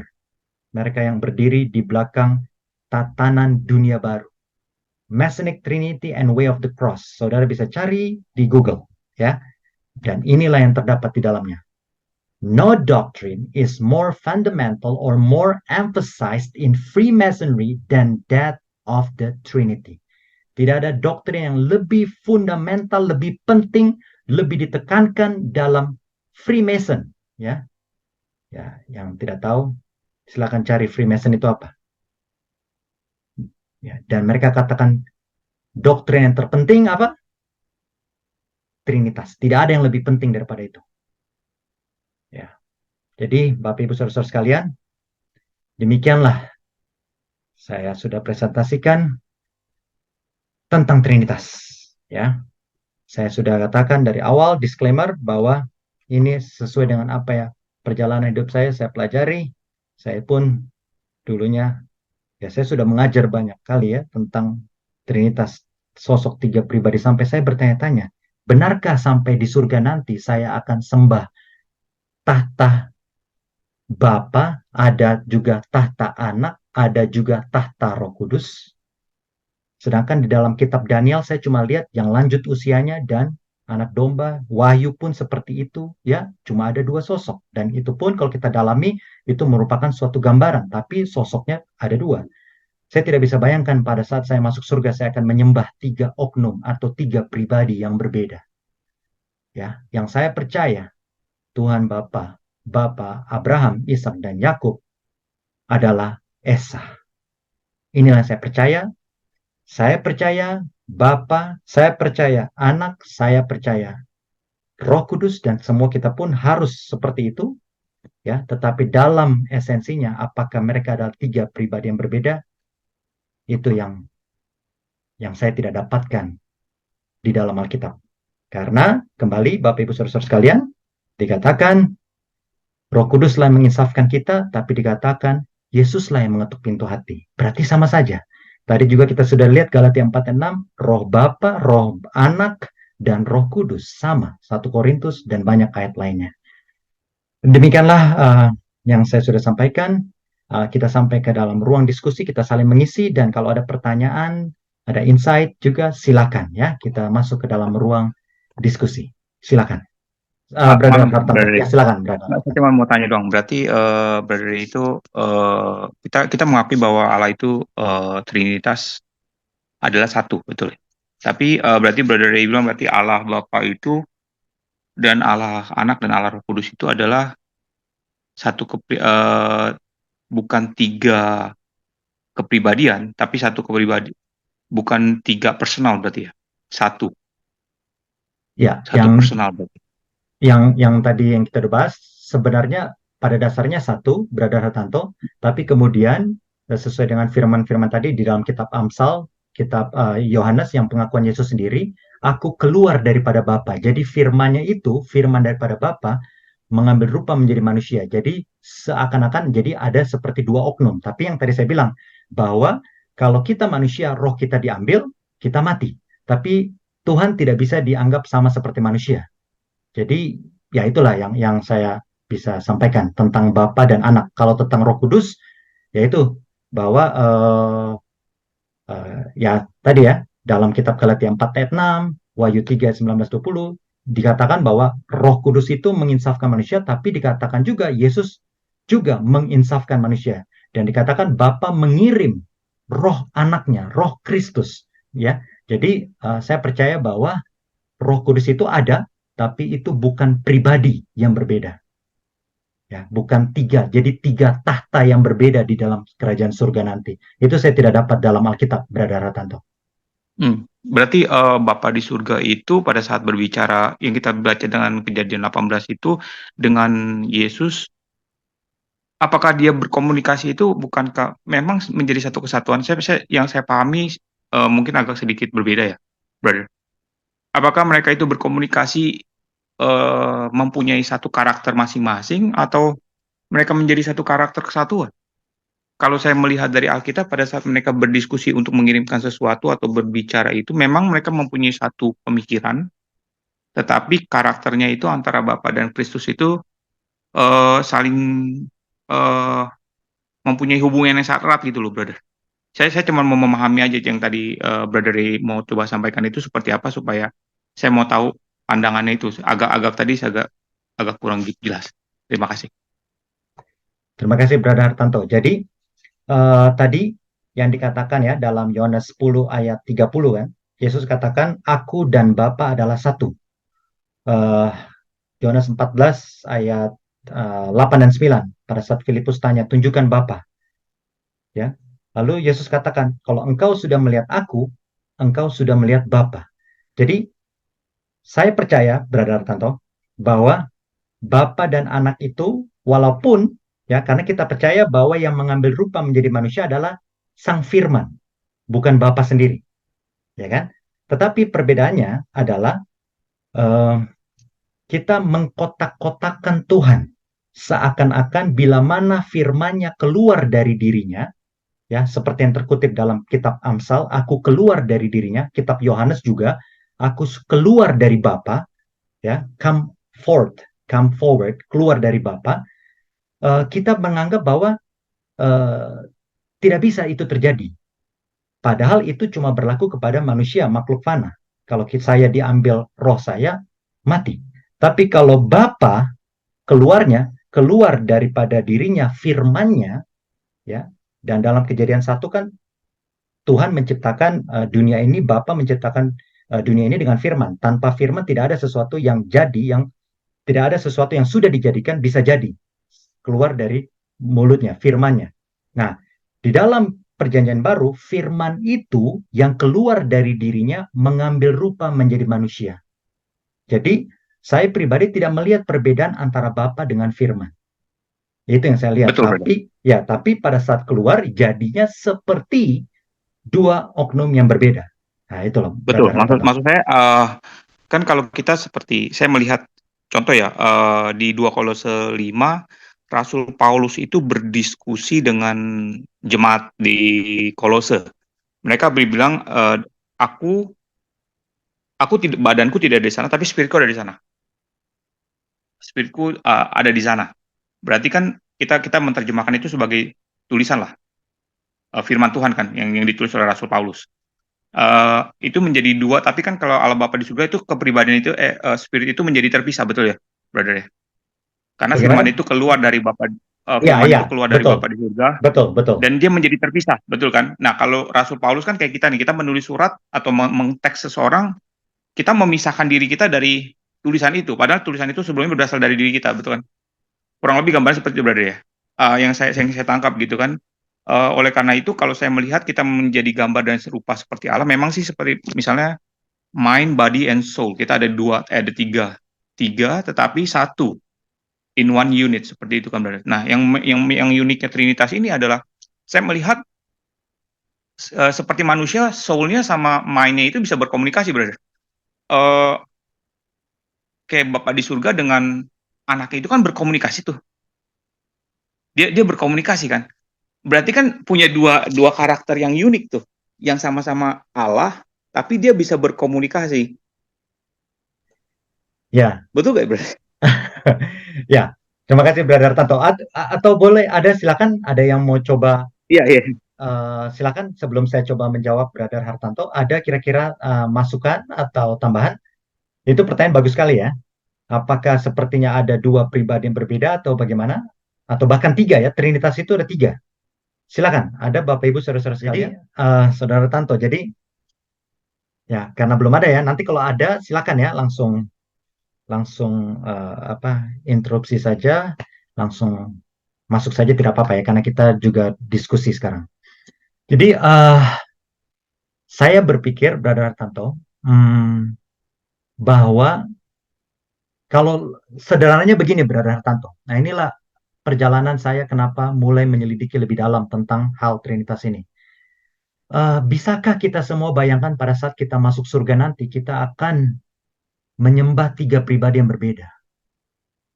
Kita berkata, kita menghadap Bapa, haleluya, terpujilah engkau Bapa. Lalu kita melihat Yesus, terpujilah engkau. Lalu kita lihat Roh Kudus, terpujilah Roh Kudus. Itulah yang membuat saya mulai berpikir, apakah memang ada tiga? Dan tadi kita sudah bahas, Brother Tanto, jadi yang saya dapatkan dalam kitab Amsal, ya tadi ya, keluar dari dirinya, itu benar-benar ada tertulis dalam kitab Amsal. Dan dalam bahasa aslinya Alkitab, kitab Yohanes, Yesus mengatakan keluar dari Bapa. Jadi pada saat saya berbicara, suara saya keluar. Tapi itu adalah benda mati. Nah, sering sekali kita mengkotak-kotakan seakan-akan Tuhan itu seperti manusia. Tidak bisa. Tuhan itu omnipresent. Pada saat firman-Nya keluar, makanya dia kitab Yohanes pasal 1 itu jelas kalau kita baca. Tadi saya cuma baca 1 sampai 3. Ayat pasal 1 ayat sampai terakhir kita lihat di situ bahwa firman itu menjadi manusia. Dan apakah firman itu bisa kita katakan bertentangan atau berdiskusi dalam hal apa ya? Makanya dalam porsi manusia saya, Saudara Tanto, ya makanya saya tadi kita berdua dua kali ya. Saya tidak mau menjadi sok pintar. Saya sudah kasih disclaimer karena kita sedang membahas Tuhan. Tuhan itu terlalu mulia. Makanya yang saya bisa dapatkan kurang lebih itu, Brother Tanto. Jadi tentang rahasia-rahasia ilahi lainnya, Ulangan 29 ayat 29, ada hal yang sudah dikasih ke kita, itu porsi kita, yang tidak dikasih kepada kita, nanti kita lihat langsung di surga. Tapi kembali, saya kasih disclaimer. Saya percaya Bapa, saya percaya Anak, saya percaya Roh Kudus. Banyak orang yang bilang, oh kamu tidak percaya sama Roh Kudus. Saya bilang, saya sangat percaya. Justru kita ini dimeteraikan oleh Roh Kudus. Tapi untuk melihat bahwa ada pribadi, 3 oknum yang berbeda, ya saya tidak melihat itu di dalam Alkitab. Karena kita lihat kitab Daniel. Koreksi saya kalau salah. Kitab Wahyu. Mereka melihat 2 oknum. Betul ya? Kita cuma lihat, mereka lihat 2 oknum di surga. Yang lanjut usia, ya, atau Bapa kita lihat, dan anak domba. Ya, 2 oknum tersebut. Dan oknum itu kalau kita gali lebih dalam Yohanes pasal 1, Yohanes 10 ayat 30, Yohanes 14 ayat 8 dan 9, Yesus sudah dikatakan, engkau melihat aku, engkau melihat Bapa. Ya, kalau seandainya itu dikatakan, ini untuk orang Muslim ya, itu dikatakan oleh manusia tidak bisa.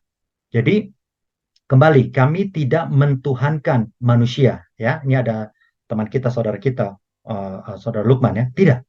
Tapi memang ya, jadi konsep Trinitas, bukan Trinitas, maaf, konsep keilahian daripada Tuhan, Bapak Saudara-saudara sekalian, itu bukan dari perjanjian baru, ya, itu bukan dari perjanjian baru, itu ada di sini, di Amsal, nih, Amsal 30 ayat 4 sudah ada, siapa namanya dan siapa nama anaknya, seperti ada 2 oknum, ya, nah ini, ia telah mengurniakan, Yohanes 3:16, ia bapa dan anak. Jadi bukan dari hubungan biologis.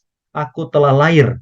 Dan tadi Yohanes 16, ini bahasa aslinya, aku datang keluar dari Tuhan, bukan datang. Jadi firman yang keluar dari oknum Bapa itu sendiri. Dan Bapa itu adalah satu. Yaitu yang dengan keterbatasan saya mencoba untuk menjelaskan, Brother Hartanto. Semoga bisa. Itu yang saya dapat sih dari pembelajaran saya. Mungkin ada dari Bapak Ibu saudara-saudara yang lain mungkin yang mau memberikan tanggapan, silakan ya. Kita ini berdiskusi ya, bukan satu arah. Satu arah tadi sudah diungkapkan. Uh, ada kira-kira? Ya, terima kasih Brother. Silakan Brother. Terima kasih atas penjelasan. Terima kasih Brother Hartanto. Jadi menurut saya 3 ini semua karakter sama. Ya, karakter sama. Nah, masalahnya ini saudari Catherine ya, tapi fungsinya saja yang dibedakan. Fungsinya saja yang dibedakan. Jadi pandangan Trinitas ini kembali ya, ada banyak macam ya. Ada yang mengatakan bahwa pada saat Yesus mati di kayu salib, itu Bapa juga, tanda kutip, Bapa mengambil rupa menjadi manusia. Ya, itu juga saya pikir tidak bisa begitu ya, karena dalam Alkitab saya tidak melihat ada kutipan Bapa mengambil rupa menjadi manusia. Tapi kalau firman menjadi rupa menjadi manusia, ya itu ada dalam kitab Yohanes ya, Filipi 2 ya. Dan Yesus tidak menganggap kesetaraannya dengan Bapa sebagai milik yang dipertahankan, tapi dia mati ya di kayu salib, memilih menjadi manusia dan mati di kayu salib. Jadi itulah yang saya coba Bapak Ibu Saudara-saudara sekalian untuk menggali dengan keterbatasan saya manusia yang lemah ini. Ya, saya tidak mau sok pintar ya, tapi pembelajaran saya yang saya share, saya percaya Bapa, saya percaya Anak, saya percaya Roh Kudus ya, tapi apakah itu adalah 3 pribadi yang berbeda? Sejauh ini saya meragukan. Ada 3 orang, 3 pribadi. Karena saya percaya Ulangan 6 ayat 4 jelas ya, Tuhan itu Adonai, itu Tuhan kita, Adonai itu Esa. Ya. Adonai Eloheinu, Adonai Echad. Itu shemanya orang Israel. Ya, jadi tapi memang keilahian ini ya kalau kita gali ya bukan berarti Yesus itu bukan Tuhan. Tadi kita sudah pelajari siapakah dia, Tuhan itu siapakah anaknya, dan anaknya itu tadi semoga teman-teman Muslim, ada teman saya di sini, saudara saya, Lukman, jangan dianggap bahwa itu hubungan biologis, bukan. Tapi itu adalah pada saat Bapa keluar dari dirinya firman, ya, sama seperti saya berbicara keluar dari mulut saya firman, ya, bukan firman, tapi saya ini perkataan, tapi perkataan saya ini mati. Jangan disamakan manusia dengan Tuhan. Tuhan itu omnipresent. Dan Tuhan itu bisa, firman-Nya itu bisa menjadi manusia. Itulah Tuhan Yesus. Makanya Yesus pada saat itu mau dirajam. Karena dia mengatakan bahwa aku dan Bapa itu sama. Ya, itu yang saya bisa katakan. Nah, di sini ada saudari Catherine mengatakan, menurut saya tiga ini semua karakter sama, tapi fungsinya saja yang dibedakan. Mungkin banyak yang tidak mengerti kenapa bisa ada anak yang keluar dari Bapa ini. Apa tujuannya? Lalu setelah Yesus naik ke sorga, apa juga fungsi Roh Kudus? Bagi saya mereka semua satu. Nah, ada Bapak Ibu saudara sekalian yang mau menanggapi? Kenapa bisa ada anak yang keluar dari Bapa? Bible Study Raise Hand, ya silakan. Bagi kita semua. Shalom, selamat malam. Aduh, ini Selamat, oh, ya. saya perkenalkan diri. Oh ya, Nama saya silakan. Jackson Sinaga. Ya, Pak Jackson, silakan, Sinaga. Selamat malam Pak Reinhardt. Selamat malam, Pak Sinaga. Senang Shalom. bisa bertemu dengan saudara. Yang saya barusan dengar adalah dari saudara Reinhardt menyampaikan bahwa kita berbicara di sini, saya senang bahwa bukan karena kita sudah pintar.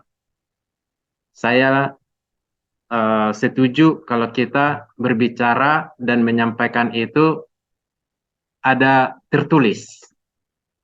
Karena memang itulah yang disampaikan oleh surga. Bukan yang disampaikan si A, bukan yang disampaikan si B, tapi yang disampaikan surga seperti ini. Saya rindu memberikan tanggapan dari apa yang saya pelajari juga, tapi kira-kira boleh nggak diulang pertanyaannya? Oh, pertanyaan yang barusan ya, Pak Sinaga ya. Ini Ya, ada di, ya, ada di ruang chat.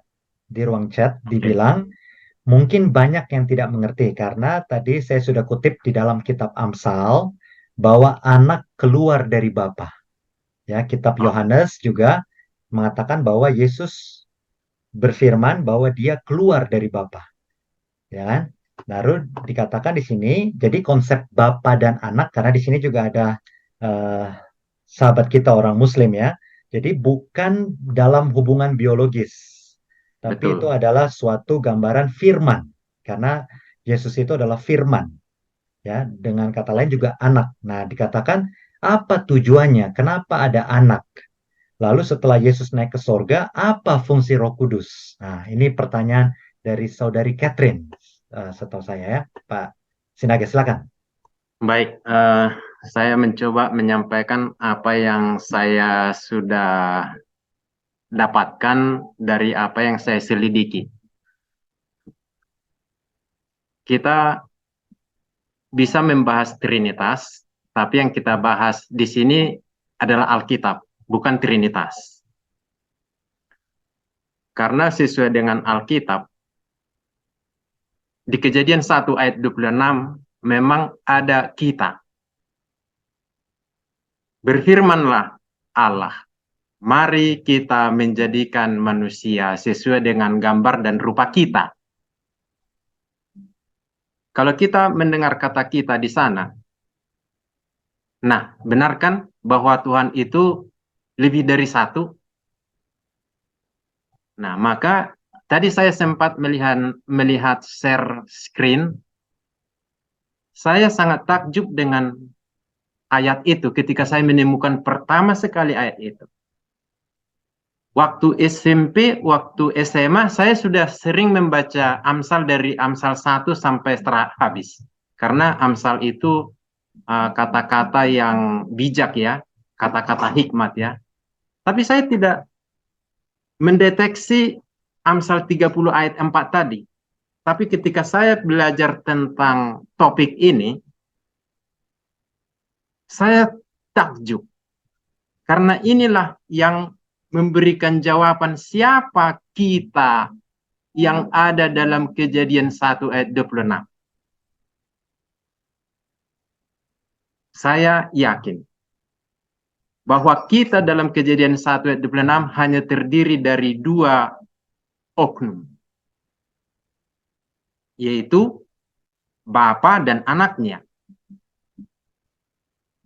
Kalau dikatakan siapa namanya dan siapa nama anaknya, tentulah di sana ada Bapa, karena dia beranak.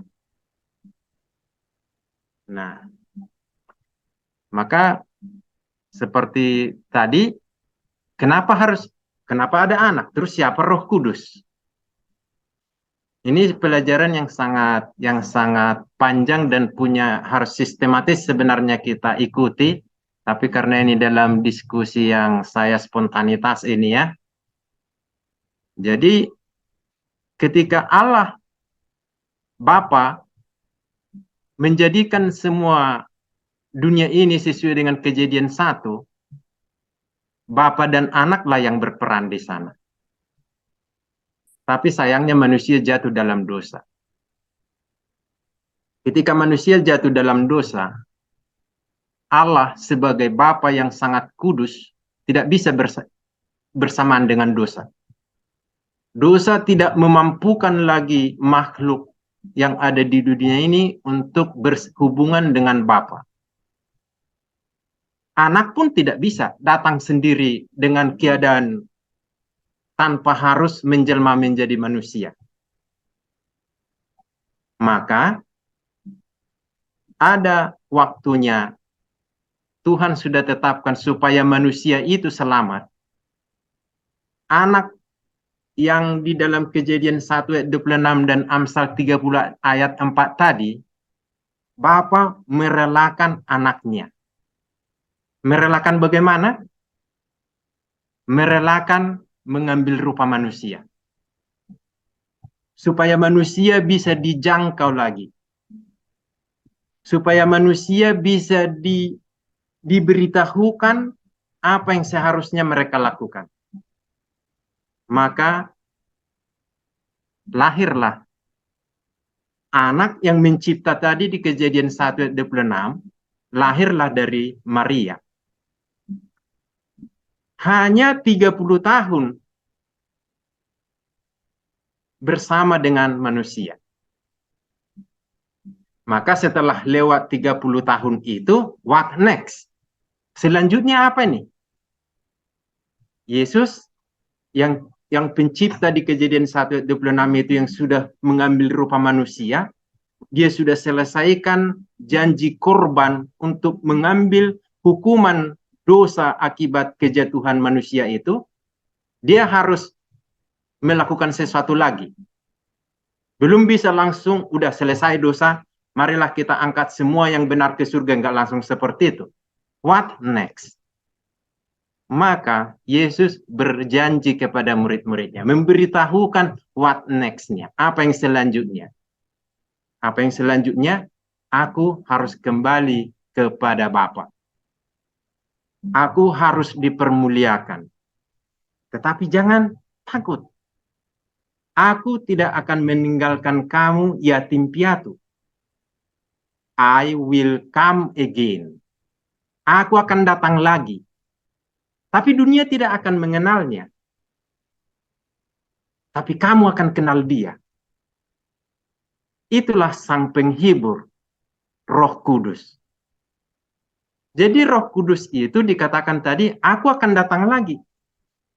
Tapi ketika aku datang, Yesus memberikan kata ganti ketiga, dia. Kalau dia datang, dia akan memberitahukan semuanya kepadamu tentang kebenaran. Jadi dia itu sebenarnya saya. Saya akan datang lagi. Tapi dalam bentuk invisible. Karena kalau dia bilang, saya akan datang lagi dalam bentuk tubuh, ya dunia akan tahu, oh itu Yesus yang pernah kita salibkan.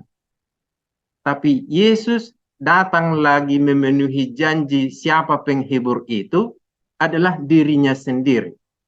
Maka Roh Kudus itu adalah Yesus sendiri, tapi tidak tampak, invisible.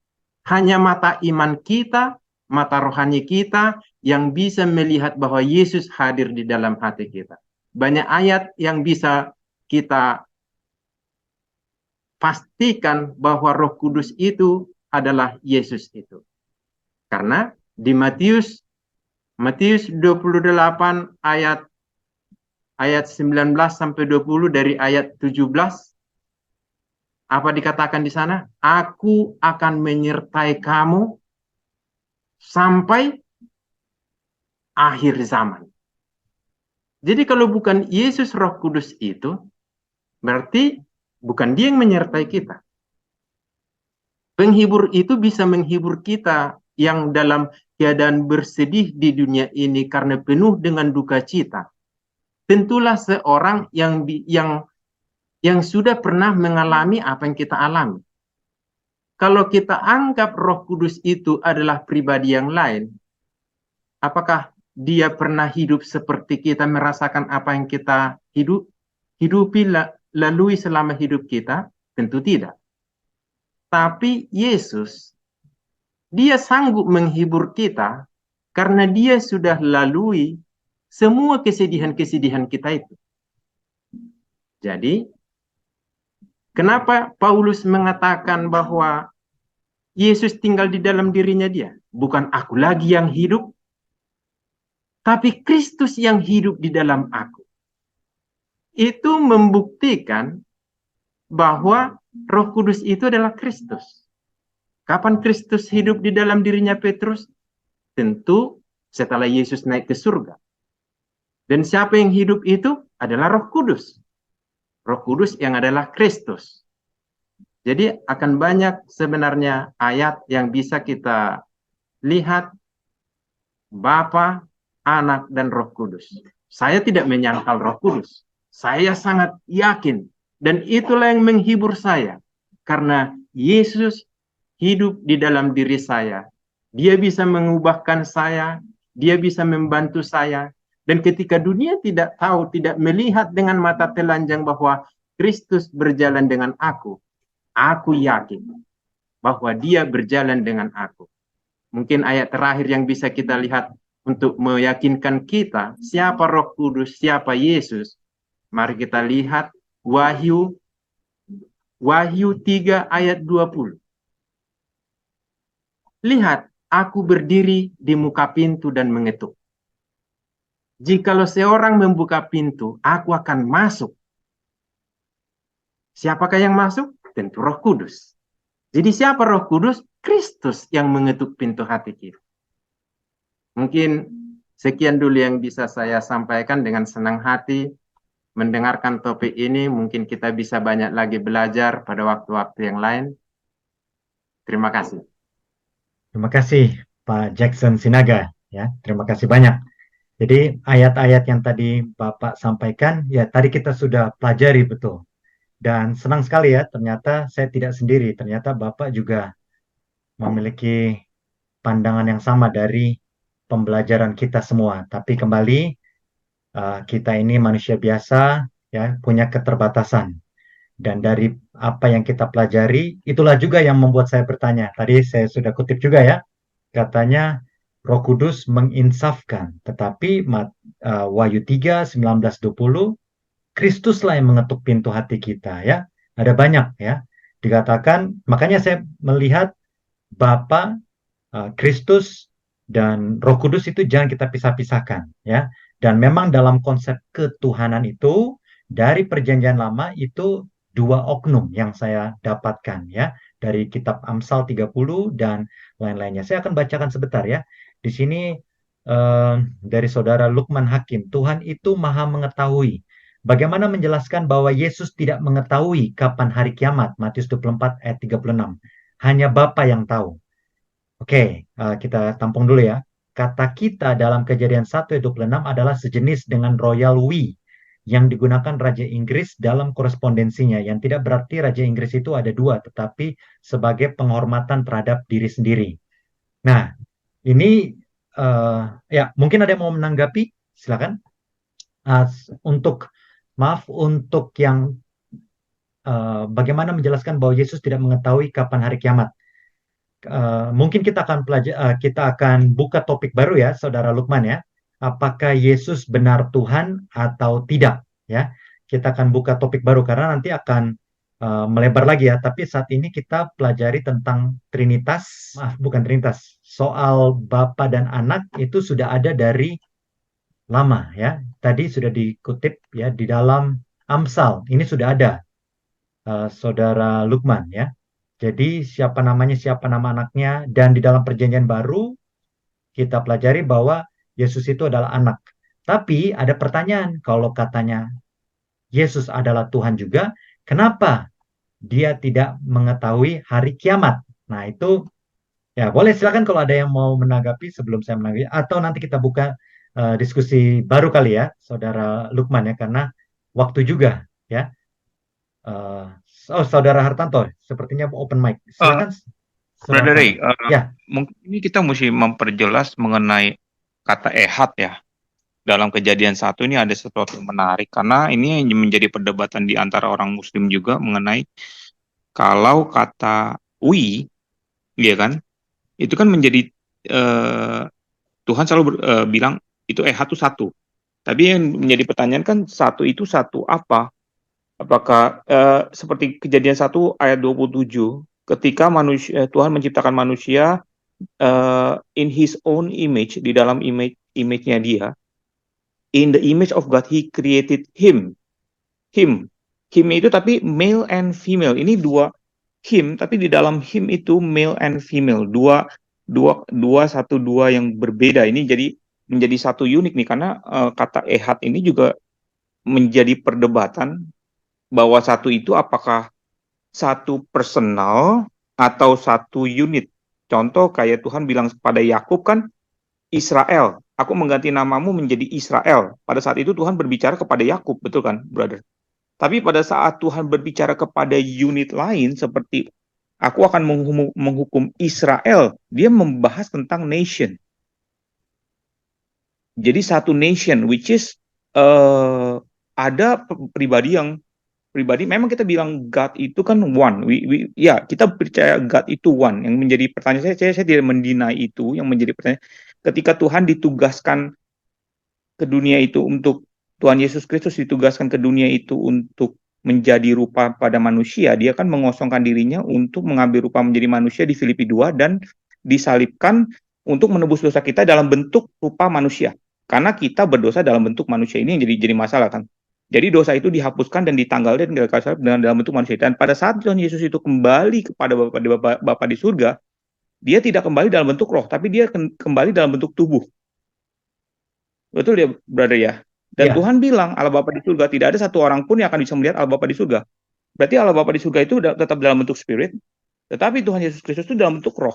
Jadi saya juga tidak percaya bahwa nanti kita di surga kita akan melihat tiga wujud, tiga wujud. tetapi kita akan melihat Tuhan Yesus Kristus, tetapi Allah Bapa di surga itu menjadi personal yang berbeda di dalam Tuhan Yesus Kristus. Karena Tuhan Yesus Kristus itu firman itu dia udah mengambil rupa manusia pada saat, tapi tubuhnya itu tubuh yang baru ya, bukan tubuh manusia itu pada saat dia naik ke surga.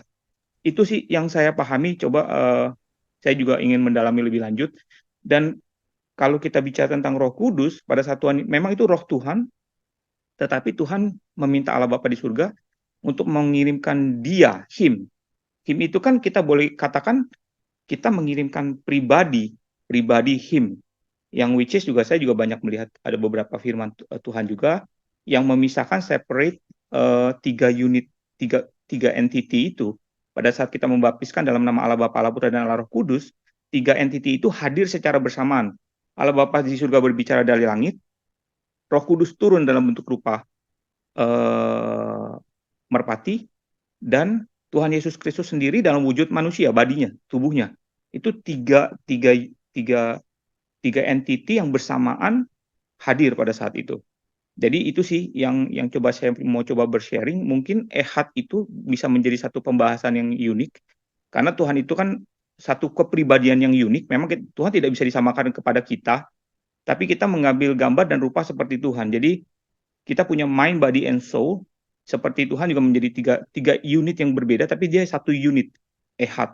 Jadi saya juga melihat kayak Israel, Tuhan menamakan Yakub Israel, Tuhan menghukum Yakub sebagai Israel, tapi pada saat yang sama Tuhan juga bilang kepada Israel itu sebagai satu unit nation, gambaran nation. Aku mengangkat Israel sebagai anakku, padahal itu kan bangsa. Kita nggak bicara satu orang gitu. Mungkin gitu kira-kira. Terima kasih. Ya, terima kasih Brother Hartanto. Jadi memang tadi kan kita ada bahas ya, tadi ada beberapa ayat ya. Dan salah satunya yaitu tadi yang kita sudah bahas bersama, Yohanes 14 yang tadi dikutip oleh Brother Hartanto juga. Seorang penolong yang lain, ini kan, yaitu roh kebenaran. Nah, cuma kalau kita baca satu konteks, Brother Hartanto, nah ini yang saya pelajari ya, Brother Hartanto.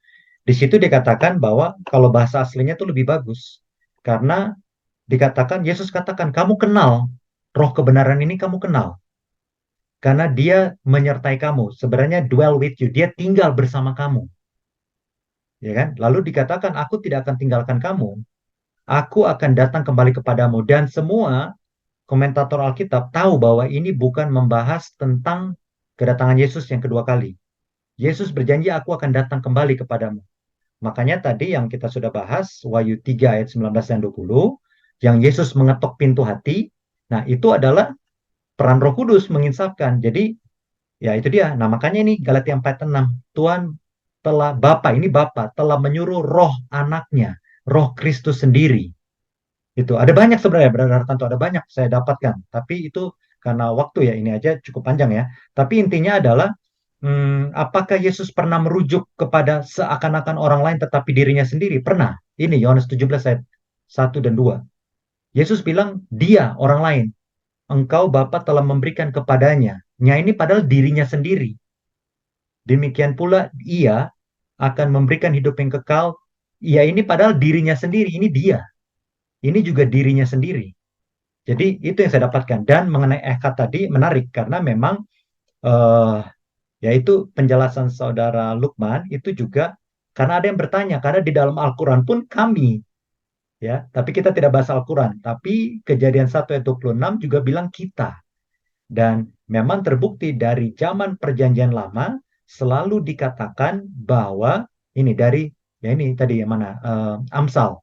Dari Amsal 8 ayat 23 sampai 25, aku lahir. Ya kan? Yohanes 16 ayat 27 dan 28 bahasa aslinya dari ini nih. Dari exerkomei. Aku keluar dari Bapa. Tuhan ini sini Bapa. Jadi yang tadi kita bahas Kejadian 1 ayat 26. Makanya sayang sekali kita ini terlalu mengkotak-kotakan Tuhan. Seakan-akan Tuhan, ya pada saat Tuhan berfirman, ya firman itu tidak bisa jadi manusia. Padahal tadi Brother Hartanto bagus sudah kutip Filipi 2 ya. Filipi 2. Nah, itu menjelaskan jelas bahwa ya Yesus itu adalah Tuhan, bukan kita mentuhankan manusia, tapi memang dari zaman Perjanjian Lama ini bukan konsep Perjanjian Baru. Dari Perjanjian Lama sudah ada bahwa ada yang namanya Bapa dan Anak nih, aku telah lahir. Semua Bible commentators tahu bahwa ini bukan cuma hikmat, ini tentang anak, yaitu Yesus Kristus. Nah ini, makanya Yohanes 3:16 ini bukan prinsip baru di Perjanjian Baru. Itu sudah ada dari tadi, Amsal 30 ayat 4 yang dikutip oleh Pak Jackson Sinaga juga. Ini nih, siapa namanya? Ini tentang Tuhan ini. Ini tentang Tuhan. Siapa nama anaknya? Jadi sudah ada. Tapi ini bukan hubungan biologis, makanya sering disalahartikan oleh Muslim. Ya, orang Muslim. Seakan-akan bahwa Tuhan tidak bisa keluar dari dirinya anak. Dalam arti kata firman ya, kita bicara firman. Dan tadi kan saudari Catherine bertanya, kenapa harus ada anak? Ya karena Bapa itu spirit. Kita sudah tahu ya, di dalam Yohanes dikatakan Tuhan itu adalah roh. Minggu lalu kita belajar ya, Tuhan adalah roh dan kita harus berbakti dalam roh dan kebenaran. Jadi roh itu tidak bisa mati. Dan tadi saudara Hartanto sudah mengatakan suatu hal yang sangat menarik. Apakah di surga itu kita akan melihat sosok? Ya kan? Karena ingat, pada saat Yesus ada di dunia, Yesus naik ke atas itu dalam wujud manusia. Makanya pada saat Yesus mau dipegang, Yesus bilang apa? Jangan tahan aku. Aku belum kembali kepada Bapa. Dalam arti kata karena firman itu sudah menjadi manusia. Dan itu terus terang jadi kerinduan saya untuk mengetahui tentang keilahian lebih dalam lagi. Apakah nanti saya bisa melihat sosok Bapa? Karena setahu saya Bapa itu adalah roh.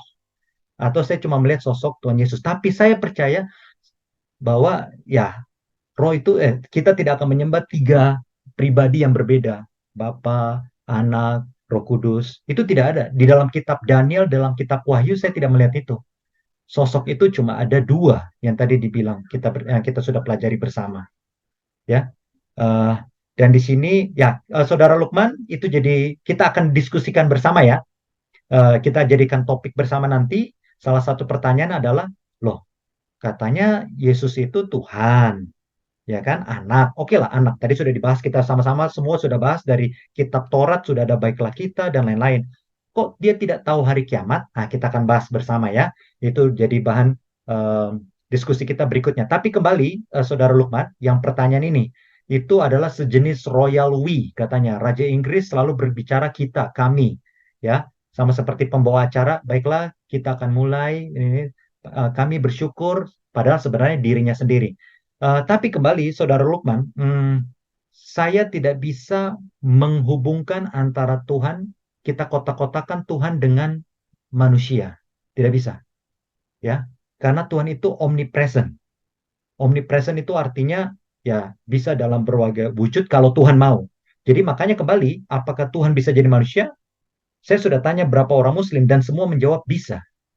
Makanya saya tanya kepada mereka, kenapa tidak Tuhan menjadi manusia? Tapi tadi ada pertanyaan bagus ya, kalau Yesus itu Tuhan, kenapa dia tidak tahu hari kiamat? Kita akan bahas di lain kesempatan ya, Saudara Lukman. Luar biasa ya, waktu bergulir cepat, topik kita sangat dalam.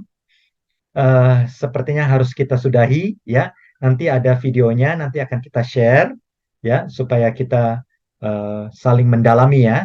Ini uh, suatu apa ya, suatu tantangan. Tapi ya, saya selalu, makanya tadi saya juga berdoa dengan kerendahan hati karena tidak layak kita manusia kita mau tahu tentang Tuhan. Tapi apa yang saya sudah share itu semuanya saya dapat dari perjalanan iman saya dari firman Tuhan ya. Karena tadi ya selalu silih berganti ya.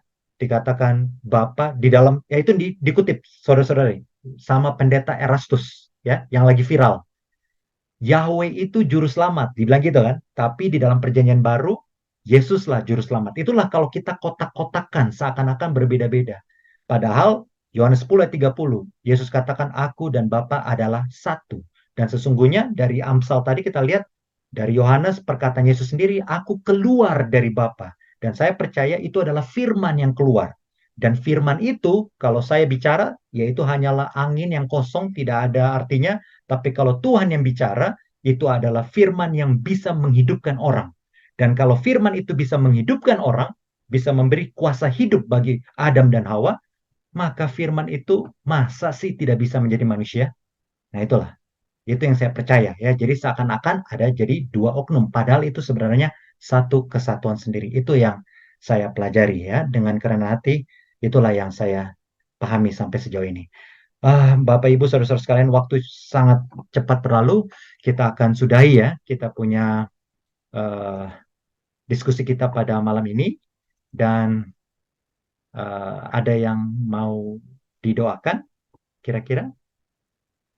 Tidak ada? Ya, ini kutipan terakhir dari Saudari Catherine sepertinya. Pada mulanya adalah firman, firman itu bersama-sama dengan Tuhan, dan firman itu adalah Tuhan sendiri. Ya, itu dia.